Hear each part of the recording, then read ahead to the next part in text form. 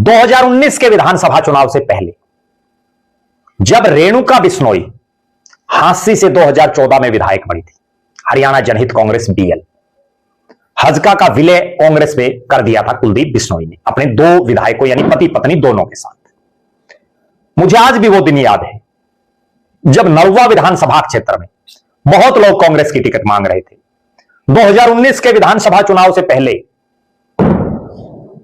इसी पनिहार फार्म पर, जहां अब 26 अक्टूबर को नायब सिंह सैनी प्रदेश के मुख्यमंत्री की जनसभा होनी है, यही एक जनसभा, और जनसभा में कुलदीप बिश्नोई मंच पर मौजूद, कांग्रेस का मंच, रणधीर पनिहार कांग्रेस की टिकट के लिए दावा कर रहे। और कांग्रेस में अक्सर एक बात रहती है कि जो सिटिंग विधायक है उसको टिकट मिलती ही मिलती है, कोई भी परिस्थितियां बने। कुलदीप बिश्नोई की खुद की टिकट तो पक्की थी ही आदमपुर से, रेणुका बिश्नोई को टिकट मिलनी भी निश्चित थी हांसी से। लेकिन भरे मंच पर रेणुका बिश्नोई ने एक घोषणा की और एक ऐलान किया डंके की चोट पर, और अपने पति कुलदीप बिश्नोई के सामने बात कही कि मुझे टिकट मिले ना मिले, लेकिन रणधीर पनिहार को टिकट मिलनी चाहिए। और कुलदीप बिश्नोई ने भी उनकी बात का मान रखा और कहा कि डंके की चोट पर मैं रणधीर पनिहार को टिकट दिलाऊंगा। और पूर्व मंत्री, पूर्व वित्त और गृह मंत्री, जो 2009 में नलवा से विधायक भी रहे, प्रोफेसर संपत सिंह जैसे इतने बड़े कद के नेता की टिकट कटवा करके रणधीर पनिहार को टिकट दिलवाने का काम कुलदीप बिश्नोई ने किया।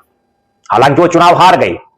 2024 का चुनाव आया, नलवा से लगातार 2 बार के विधायक, पूर्व राज्यसभा के सांसद, विधानसभा के डिप्टी स्पीकर और पार्टी में बैकवर्ड समाज का बहुत बड़ा चेहरा रणबीर गंगवा। सबको लग रहा था कि रणबीर गंगवा की टिकट नहीं कट सकती, लेकिन चूंकि कुलदीप बिश्नोई को यारों का यार कहा जाता है, कुलदीप बिश्नोई अपनी यारी के लिए किसी भी हद तक जा सकते हैं, और उन्होंने वो कर दिखाया जिसकी कल्पना नहीं की थी।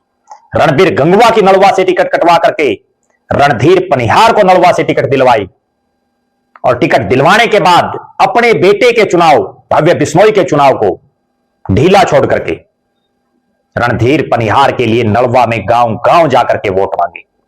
और अपने चुनाव की तरफ, अपने बेटे के चुनाव की तरफ ज्यादा ध्यान ना देने की वजह से कुलदीप बिश्नोई का बेटा चुनाव हार गया और रणधीर पनिहार जीत गया। जब चुनावी परिणाम आया, चौधरी भजनलाल का बेटा उन्हीं के गढ़ आदमपुर में चुनाव हार चुका था।